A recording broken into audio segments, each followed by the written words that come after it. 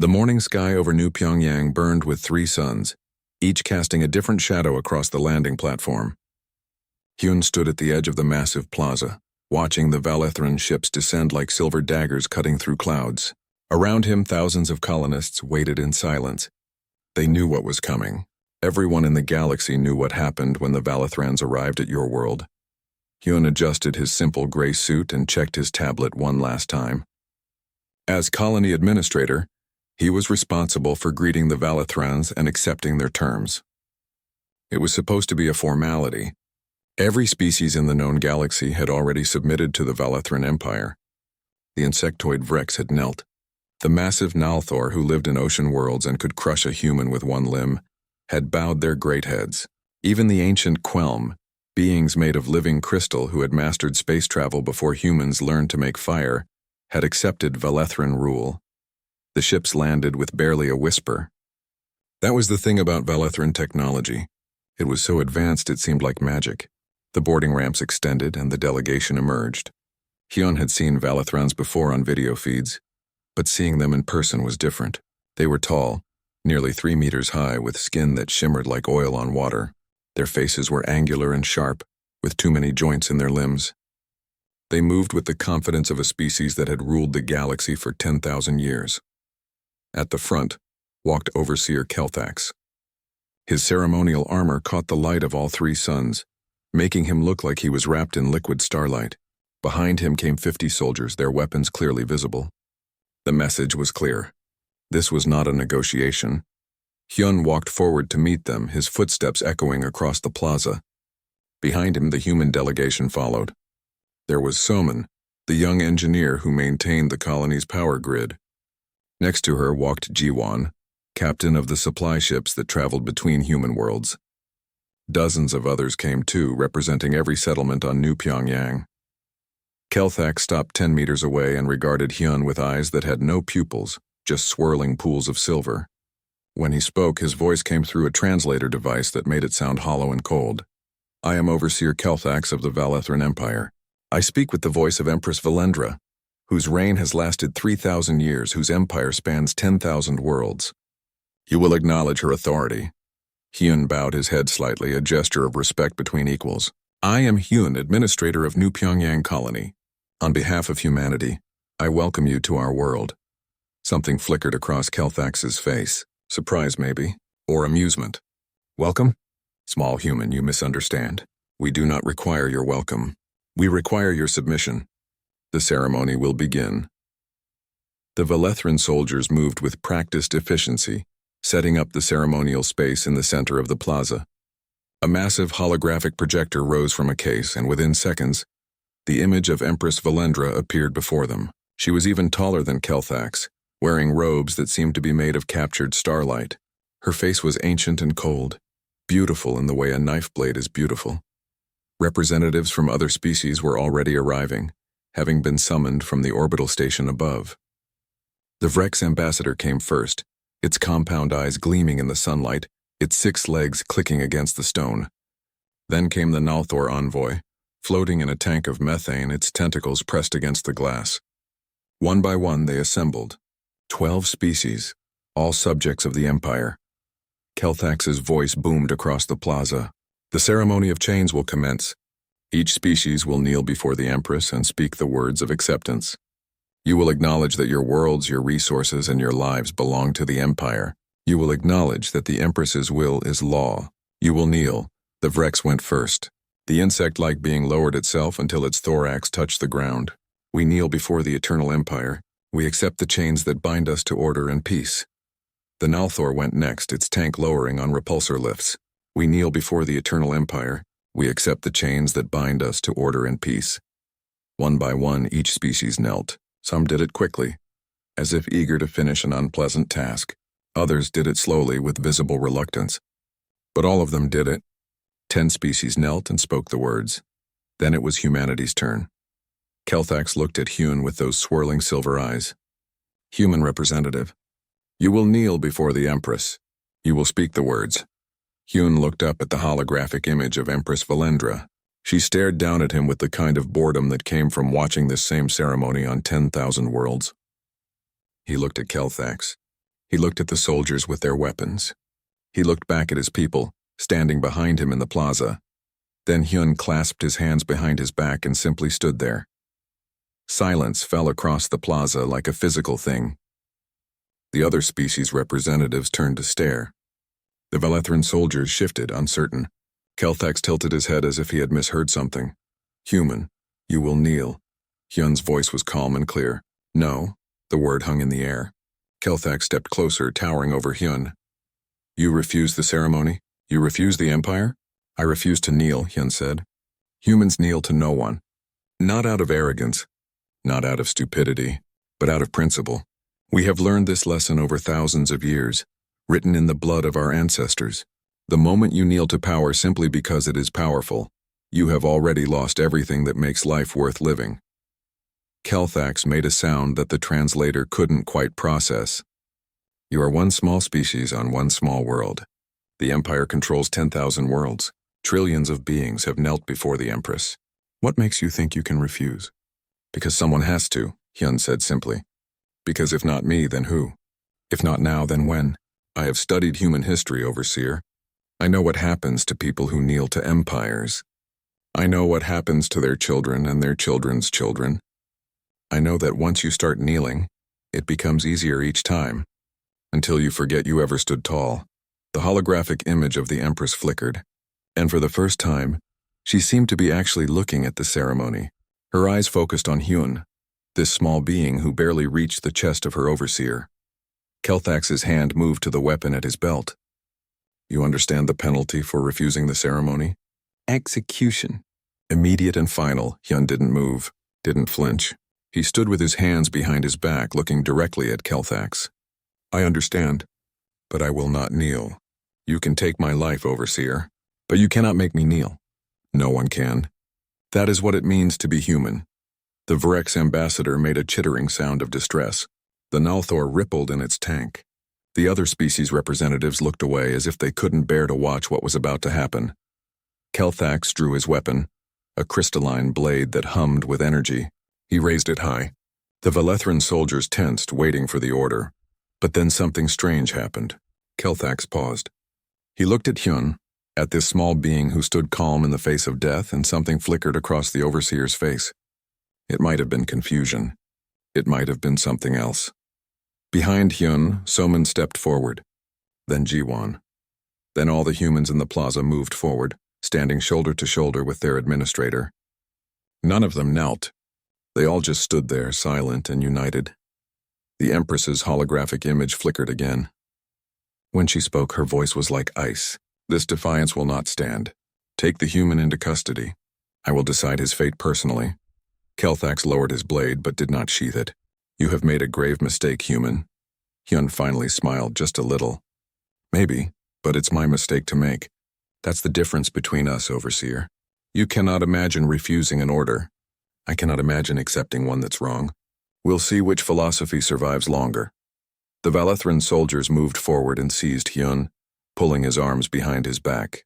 As they led him toward their ship, every human in the plaza remained standing. Not one of them knelt. And across the galaxy, on 1,000 human worlds, the word began to spread. Someone had refused to kneel. The Empire had been denied. Something had begun that day. Something the Valethrans did not yet understand. Something that would shake their 10,000-year reign to its foundations. One man had stood tall, and the galaxy would never be the same. The detention facility orbited high above New Pyongyang, a dark shape against the stars. Inside, in a cell designed for creatures twice his size, Hyun sat on the cold metal floor and waited. The Valethrans had taken his clothes and given him a gray prisoner uniform. They had taken his tablet and his personal items, but they could not take what mattered most. They could not take his choice. 3 days had passed since the ceremony, or maybe it was 4. The cell had no windows, no clock, no way to measure time.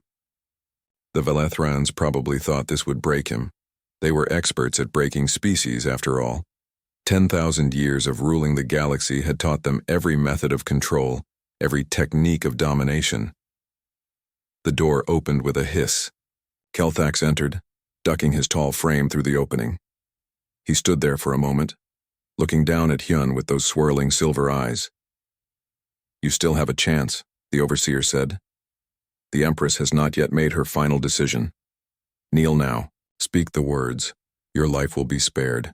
Your colony will be spared." Hyun looked up at him. "And then what? I live the rest of my days knowing I betrayed everything I believe in? That I taught my children that principles are negotiable? No thank you, overseer." Kelthax made that untranslatable sound again. He paced the cell, his movements agitated. "I do not understand you. Every species values survival above all else. It is the first law of nature. Why do humans choose death over submission?" "Because we're not choosing death," Hyun said calmly. "We're choosing how we live. There's a difference. My ancestors understood this. There were people on Earth, on the peninsula where my family came from, who fought for independence even when it seemed hopeless. They were tortured. They were killed. But they never stopped believing that freedom mattered more than safety. I'm not braver than them, I'm just doing what they taught me to do." The overseer stared at him for a long moment. Then he left without another word. High above in the station's engineering section, Soman worked at her console trying to look busy. She was one of 50 human engineers who maintained the orbital facilities systems. The Valethrans needed human workers because humans were cheap labor, expendable, not important enough to waste Valethran citizens on mundane tasks. But that was their mistake. Because humans who fixed power systems also understood how those systems worked. And Soman had spent the last 3 days carefully mapping every camera, every sensor, every communication relay on the station. "Working late again?" The voice made her jump. She turned to see Dabin, another engineer. He was young, barely 20, with grease stains on his uniform. "Someone has to keep the lights on," Soman said carefully. Dabin glanced around, then leaned closer. "Did you hear? About Administrator Hyun?" "Everyone's heard," Soman whispered. "The whole colony knows he refused to kneel." "Not just our colony," Dabin said. His eyes were bright with something that might have been fear, or might have been excitement. "I have a cousin on New Busan colony. She sent a message. People are talking about it there too. And on New Seoul, and the mining stations everywhere." Soman felt her heart race. She had suspected this might happen, but hearing it confirmed was different. "What are they saying?" "That maybe we don't have to kneel either. That maybe one person standing up makes it easier for everyone else to stand." Dabin paused. "Some people are scared, but others are inspired." After Dabin left, Soman returned to her work, but now she had a new purpose. If Hyun's defiance was spreading, then people needed to see him. They needed to know he hadn't broken. She began routing communication protocols through secondary systems, creating a pathway that wouldn't be noticed by Valethran monitors. In his cell, Hyun received his first round of interrogation. They didn't beat him. The Valethrans considered physical torture crude and ineffective. Instead, they used technology. They put him in a sensory deprivation chamber, floating in darkness with no sound, no touch, no reference point. For other species, this broke their minds within hours. The Vreks went mad without the constant input from their compound eyes. The Nalthor, used to the pressure of their methane seas, panicked in weightlessness. But humans had evolved as persistence hunters. They had survived ice ages and droughts and migrations across hostile continents. Their minds were built to endure. Hyun floated in the darkness and thought about his grandmother, who had survived a war. He thought about his daughter living on New Seoul Colony. He thought about every human who had ever suffered through darkness and come out the other side. After 6 hours, they pulled him out. The interrogator, a Valethran named Nethys, studied the readings with confusion. "Your stress levels barely elevated," she said. "How is this possible?" Hyun, still dizzy from the chamber, managed a weak smile. "We're harder to break than we look." They tried other methods. They showed him simulations of New Pyongyang being destroyed, trying to make him feel guilt for the deaths his refusal might cause. They showed him images of his daughter, suggesting she would be punished for his defiance. They kept him awake for days, then let him sleep only in short bursts. And through it all, Hyun talked. He told them stories about human history. He told them about the Korean independence movement against the Japanese Empire. He told them about Gandhi's resistance to the British. He told them about the fall of the Berlin Wall, when ordinary people decided they had had enough of being controlled. "You keep using the word empire like it's a good thing," Hyun said during one session. "But in human history, empires are temporary. They rise, they dominate, and they fall. Always. Because empires are built on force, and force only works until people stop being afraid." Nethys leaned forward. "The Valethran Empire has lasted 10,000 years. How long did your human empires last?" "Not that long," Hyun admitted. "But the ideas that defeated them, those last forever. You can kill a person, but you can't kill an idea. Once someone thinks of freedom, once they taste it, they never forget. That's what you're up against. Not me. An idea." Kelthax observed these interrogations from a viewing room, and each day he grew more troubled. This human should have broken by now. Every psychological profile said he would break, but instead he was teaching the interrogators about human philosophy, about resistance, about why submission was worse than death. In the engineering section, Soman finally completed her work. She had created a hidden network that could broadcast to every human device on the station and down to the colony below. She waited until the shift change, when Valethran oversight was minimal, and activated the connection. The video feed from Hyun's interrogation room flickered to life on tablets and screens across New Pyongyang. Thousands of colonists saw their administrator, thin and tired but unbroken, calmly explaining to his captors why he would never kneel. "You think you're punishing me?" Hyun's voice came through clearly. "But I'm already free. I made my choice. I chose principles over safety. And now, no matter what you do to me, you cannot take that choice away. You cannot make me regret it. That's the thing about humans. We're very good at being stubborn." The broadcast lasted only 10 minutes before Valethran security found it and shut it down. But 10 minutes was enough. The message spread like fire through dry grass. By the end of the day, humans on 20 different colonies had seen it. They had seen one of their own, facing the full might of the Empire, refusing to surrender. And they began to act. On New Busan, a human administrator named Minho stood at a similar ceremony and, when asked to kneel, simply remained standing. On the mining station Ganghwa, 50 human workers simultaneously stopped using the Valethran, titles they had been required to use, calling their overseers by name instead of rank. On New Seoul, Hyun's daughter Jiwon, captain of a supply vessel, received orders to deliver weapons to a Valethran military station. She altered her flight path and claimed engine trouble, delaying the delivery by 3 days. Small acts, insignificant acts, but they were all connected by one thread. Humans were learning that they could say no. In his cell, Hyun knew none of this yet, but he suspected. He had seen the flash of fear in Nethys's eyes when he talked about ideas being unkillable. He had noticed Kelthax watching him with something that wasn't quite anger anymore. The Empire had made a calculation error. They thought humans were like every other species. They thought fear and force would be enough.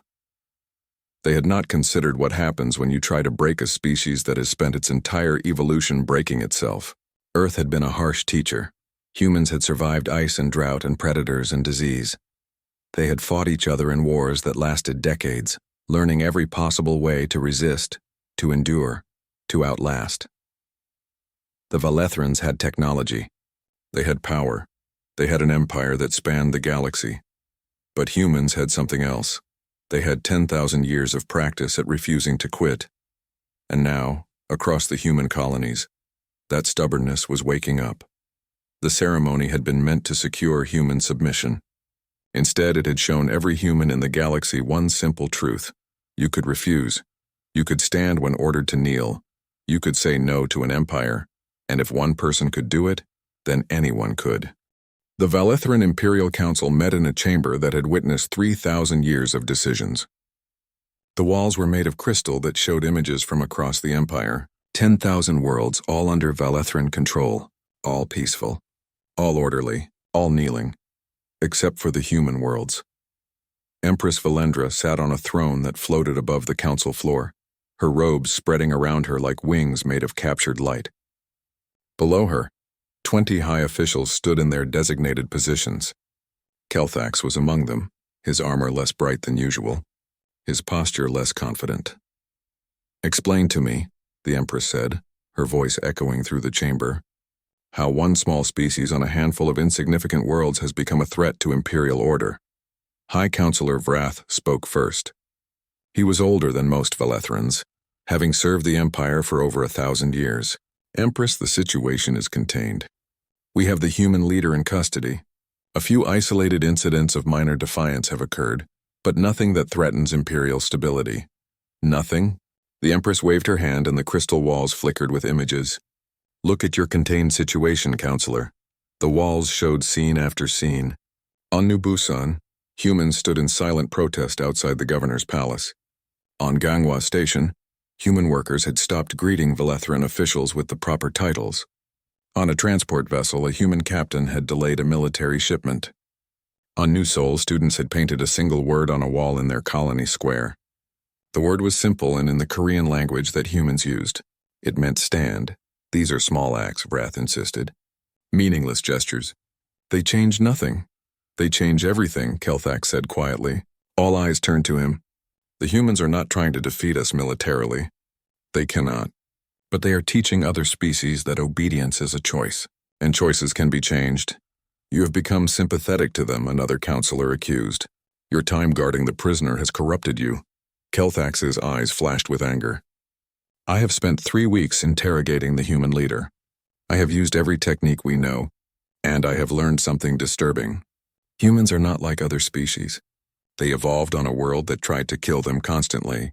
They survived by being too stubborn to die. That stubbornness is in their nature. You cannot torture it out of them. You cannot reason it away. They will accept death before submission." The Empress leaned forward. "Then we will give them death. Issue an ultimatum. The human leader will publicly kneel and renounce his defiance. If he refuses, we will destroy the colony on New Pyongyang. Every human there will die. That will teach the others the cost of resistance."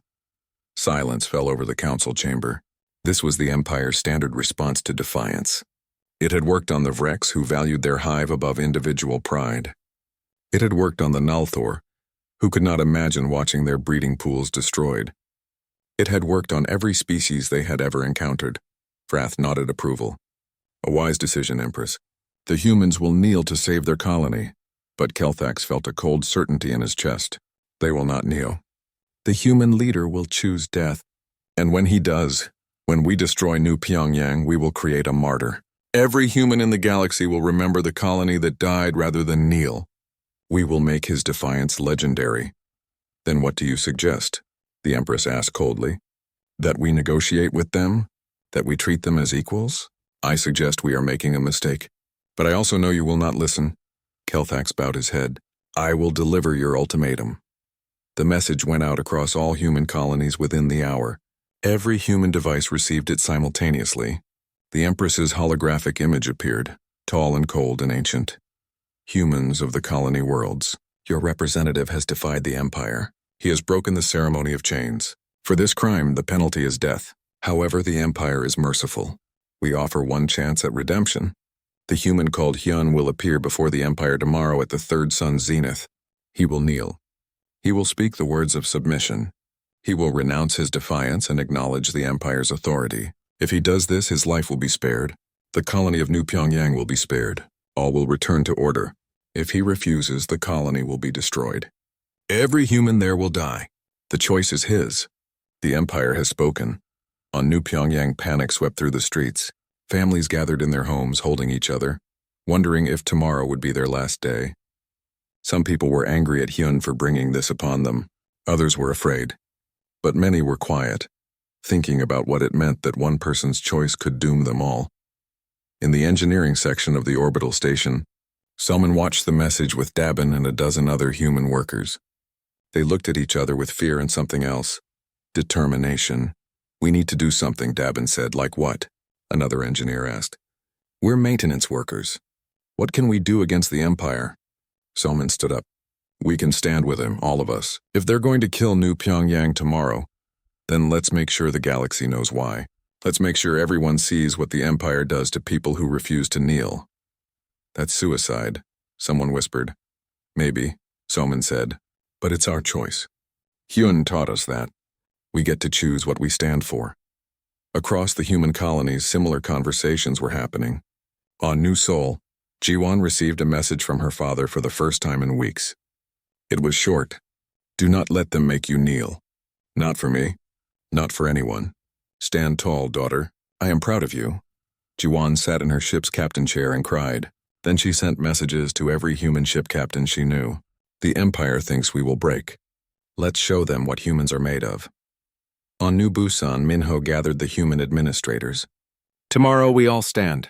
No matter what happens on New Pyongyang, we stand. Let them see that killing one colony will not make the rest of us kneel. In the Imperial Research Division, a human scientist named Taiyang had been working on weapons development for the Valathrons.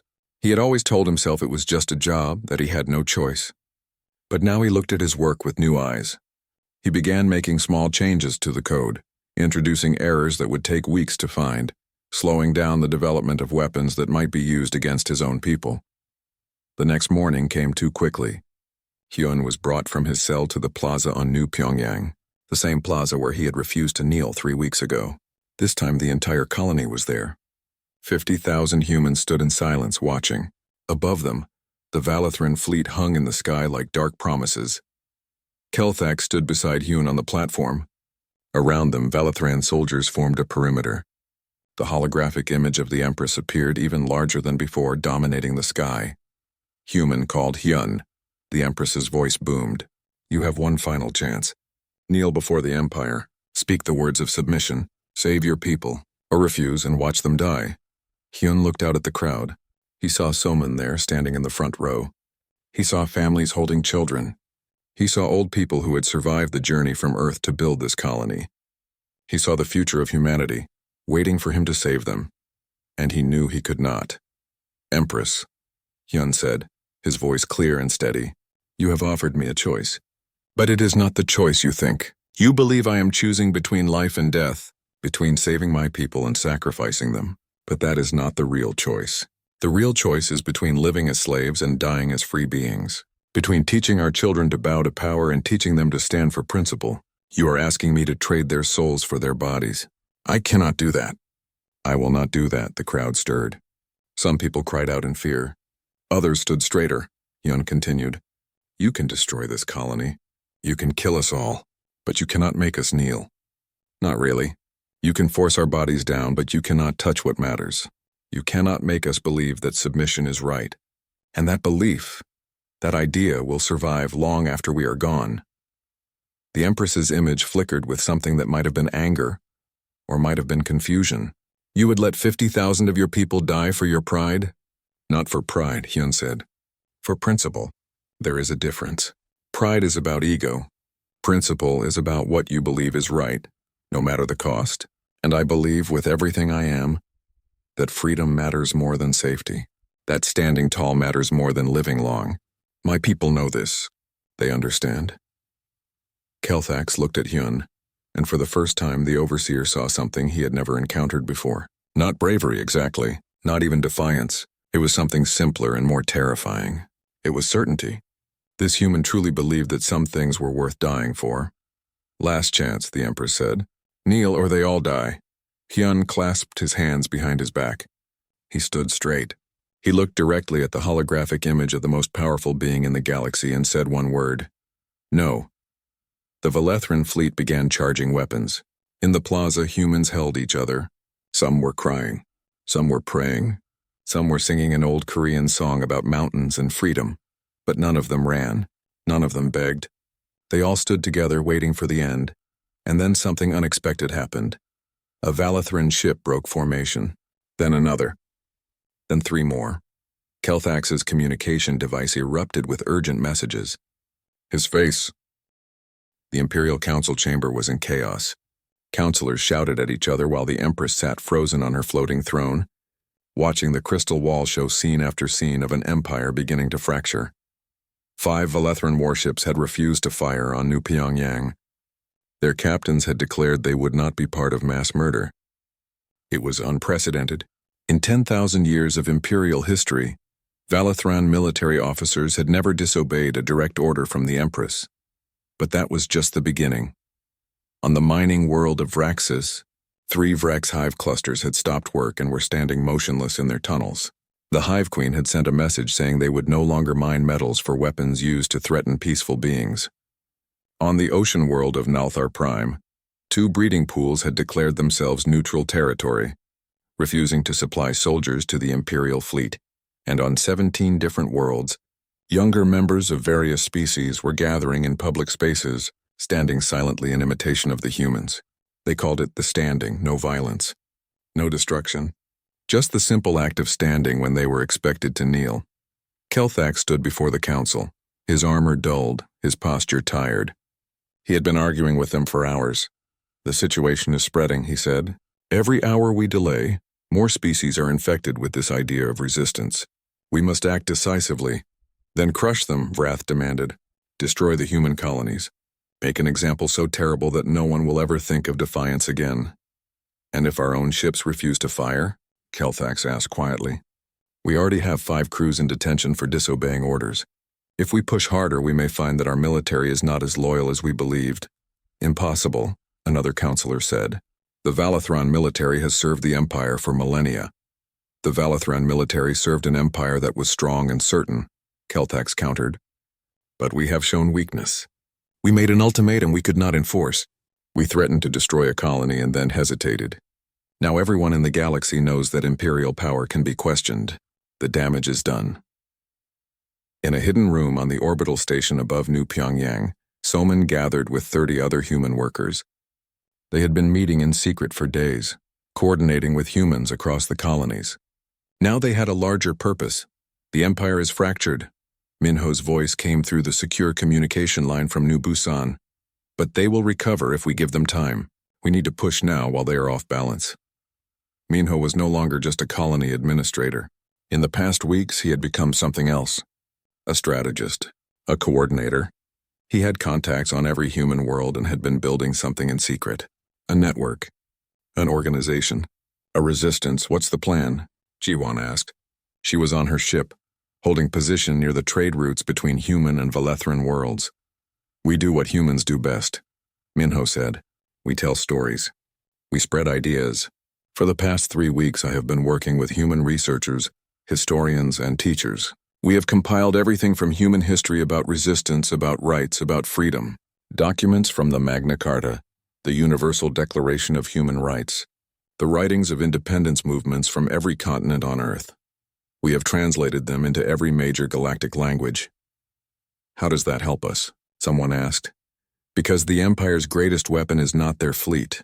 It is the belief that submission is natural, that some beings are meant to rule and others are meant to obey. We are going to destroy that belief. We are going to teach the galaxy about consent of the governed, about inalienable rights, about the idea that authority comes from the people, not from power." Soman felt her heart race.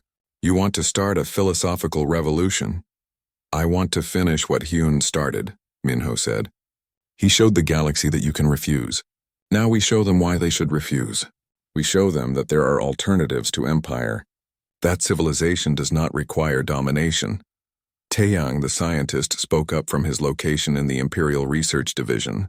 "I can help distribute the documents. I have access to the Imperial Data Network. I can seed these files across thousands of systems before they realize what is happening." "Do it," Minho said. "Everyone, we move in 3 hours. Spread the word to every human you know. This is not about defeating the Valethrans militarily. This is about defeating the idea that they have the right to rule us." 3 hours later, the galaxy changed. The documents appeared simultaneously on millions of devices across 10,000 worlds, written in hundreds of languages, translated by humans who understood that ideas mattered more than weapons.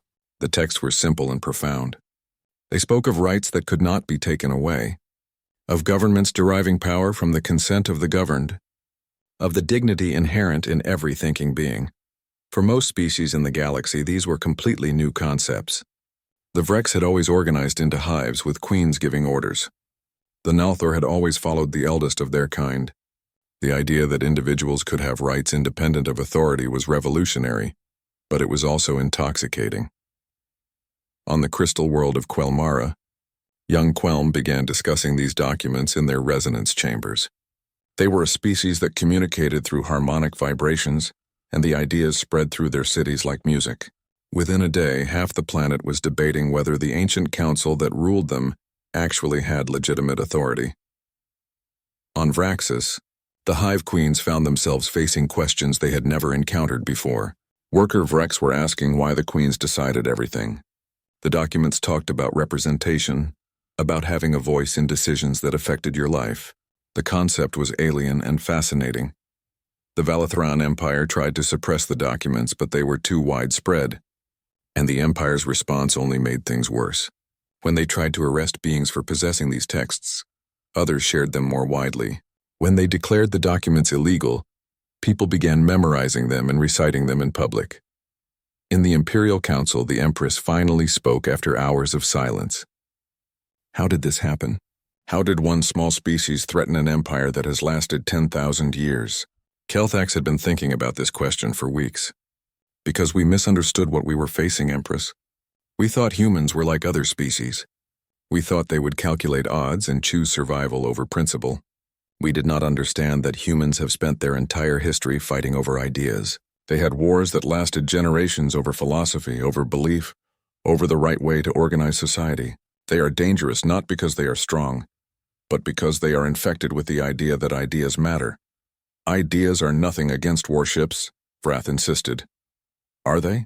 Kelthax gestured to the crystal walls. We have warships, but 5 of them refuse to fire.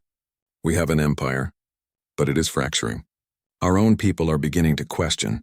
Young Valathrans are reading these human documents and asking why we rule other species. Why not cooperation instead of domination? Why not partnership instead of empire? The Empress stood from her throne, her robes flaring. This ends now. Bring me the human leader. I will speak with him personally. Hyun was brought to the Imperial Council chamber. He had lost weight during his imprisonment and his gray uniform hung loose on his frame.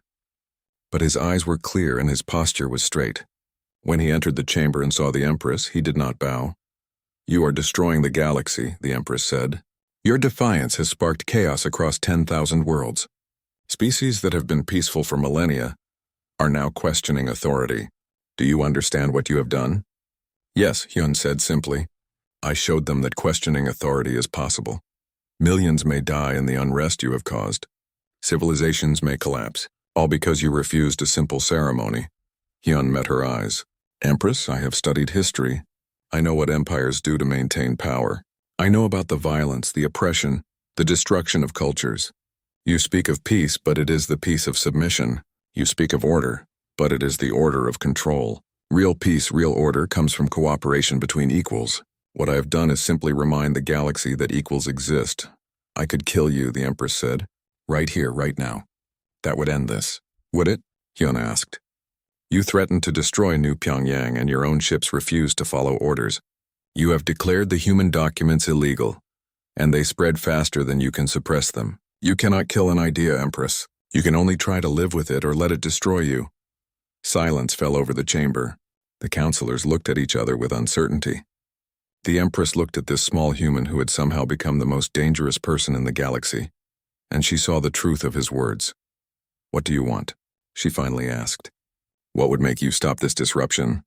I want what every thinking being wants, Hyun said. Freedom to choose our own path. Recognition that authority requires consent. A galaxy where species cooperate because they choose to, not because they are forced to. I want the Empire to end, not through violence, but through evolution into something better. That is impossible. You thought it was impossible for me to refuse to kneel. You thought it was impossible for your ships to disobey orders. You thought it was impossible for other species to question their place in your empire. How? The Empress stood alone in her private chamber, looking out at the capital world of the Valethran Empire. Below her tower, the city stretched for hundreds of kilometers, a monument to 10,000 years of dominance. But now, even here she could see the cracks. In the streets, young Valethrans gathered in groups discussing the human documents. Some of her own palace guards had requested permission to attend debate forums about the nature of authority. 3 members of her personal council had resigned, saying they could no longer support an empire based on forced submission. She had ruled for 3,000 years. She had seen wars and peace, prosperity and crisis. But she had never seen this. An empire dying not from external attack but from internal doubt. The humans had weaponized philosophy and there was no defense against it. A message arrived on her private terminal. It was from Kelthax. He was brief and formal. Empress, I hereby resign my position as overseer. I can no longer serve an empire whose foundation I do not believe in. I am joining the reformist movement. We will work toward a peaceful transition to a new form of galactic government. I hope you will join us in this effort rather than oppose it. The Empress read the message 3 times. Kelthax had served the Empire for over 1,000 years. If even he was lost, then truly everything had changed. On New Pyongyang, Hyun stood in the central plaza for the first time as a free man. The Valethrons had released him from detention 3 days ago, along with all other prisoners held for acts of defiance. The Empire had announced a temporary cessation of enforcement actions while they re-evaluated policies. Everyone knew what that meant. The Empire was collapsing and they were trying to control the fall. Thousands of colonists filled the plaza and this time there was no fear. They were celebrating. Someone had set up speakers playing music from Earth.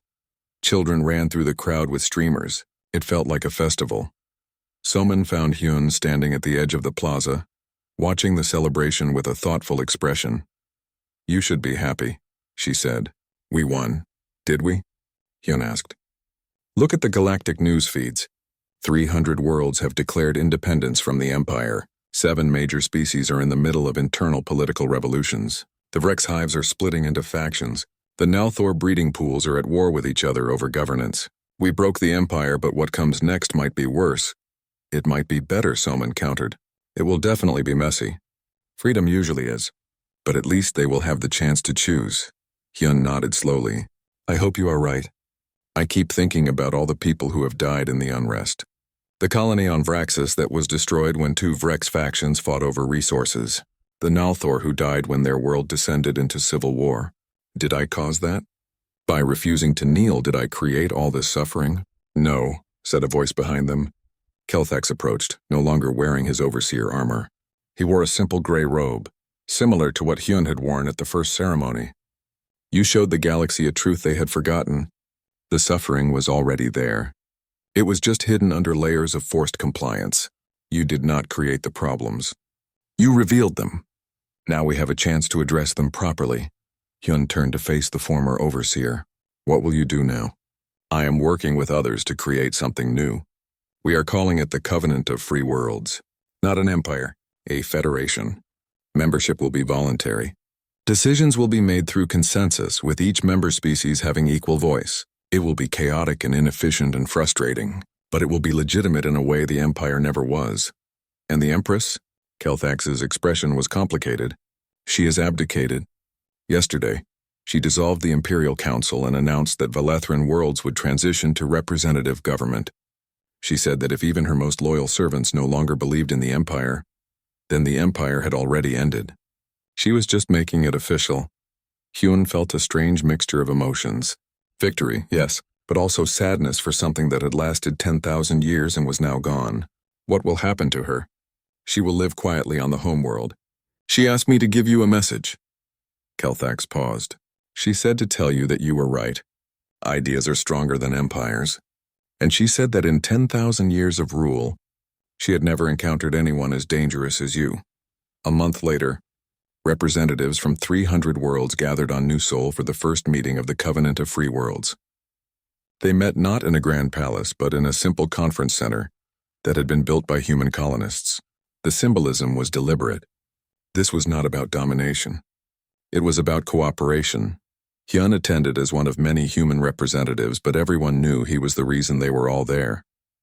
When he entered the assembly hall, beings from dozens of species stood in respect, not kneeling, standing, acknowledging him as an equal. Minho had been elected as the coordinator of the first assembly. He stood at the central podium and looked out at the gathered representatives. We are here because one person refused to kneel, Minho said. But we stay here because we have all chosen to stand. This covenant is built on a simple principle. Every thinking being has the right to determine their own path. Every species has the right to govern themselves. Power comes from consent, not from force. We gather not as subjects and rulers, but as partners in building a better galaxy. The assembly broke into discussion immediately. The Vrex representatives wanted strong central authority to prevent chaos. The Nalthor wanted maximum autonomy for each world. The Quelm proposed a complex system of rotating leadership. Everyone had opinions. Everyone had concerns. It took 3 months to draft the founding document of the Covenant. There were arguments and compromises and late-night negotiations. Several species walked out at various points only to return with new proposals. It was messy and frustrating and exhausting, and it was beautiful, because for the first time in galactic history, beings were creating a government based on discussion and agreement rather than conquest and submission. They were learning to compromise, to listen to each other, to find solutions that worked for everyone rather than just accepting the will of the powerful. Hyun participated in many of the discussions, but he tried to stay in the background. This was not his alone. This belonged to everyone who had chosen to stand. One evening, as the sun set over New Seoul, Hyun walked along the colony's outer wall. Jiwon found him there looking out at the landscape. "Daughter," he said with a smile, "you should be at the assembly. You are representing the shipping guilds tonight." "They can spare me for an hour," Jiwon said. She stood next to her father in comfortable silence for a moment. "Do you have any regrets? About that day in the plaza? About everything that followed?" Hyun thought carefully before answering. "I regret the suffering. I regret every person who died in the transition from empire to freedom. But do I regret refusing to kneel? No, because if I had knelt, I would have taught the galaxy that principles are negotiable, that you can abandon what you believe in when it becomes inconvenient, and that lesson would have done far more damage than any civil war." "The Vrex homeworld is still in conflict," Jiwon said quietly. 3 hive queens are fighting for control. Thousands have died. I know. And the Nalthor have split into 7 separate political entities, and the Quelm are still trying to figure out how to transition from their council system to representative government. It is painful. But Jiwon, do you know what is different now? They are fighting over how they want to live, not over who gets to rule them. They are arguing about principles and policies, not about submission and obedience. That is progress, even when it is messy. A year after the ceremony where Hyun refused to kneel, the Covenant of Free Worlds formally came into existence. 147 species signed the founding charter. Not every world joined. Some former Valethran territories chose complete independence. Others formed smaller regional alliances. A few tried to recreate the empire on a smaller scale, insisting that authority and hierarchy were necessary for order. But the idea had been released. The idea that authority requires consent, that thinking beings have rights that cannot be taken away, that cooperation between equals is possible. Humanity did not become the new dominant power in the galaxy. They had no desire for empire. Instead, humans became teachers and mediators. They shared their long, painful history of learning about rights and governance. They helped other species navigate the difficult transition from authoritarian rule to representative systems. Hyun eventually retired from public life. He returned to teaching, taking a position at a new university on New Pyongyang. He taught galactic history with a focus on political philosophy. His students came from dozens of species, all wanting to understand how ideas could topple an empire. On the anniversary of the ceremony, Hyun stood in the same plaza where it had all begun. A memorial had been built there, listing the names of every being who had died in the transition from empire to freedom. Thousands of names from dozens of species. The cost of change. Kelthax joined him at the memorial. The former overseer came every year, as did Hyun. They stood together in silence, 2 beings who had been on opposite sides and had somehow become friends. "Do you think we did the right thing?" Kelthax asked. It was a question he,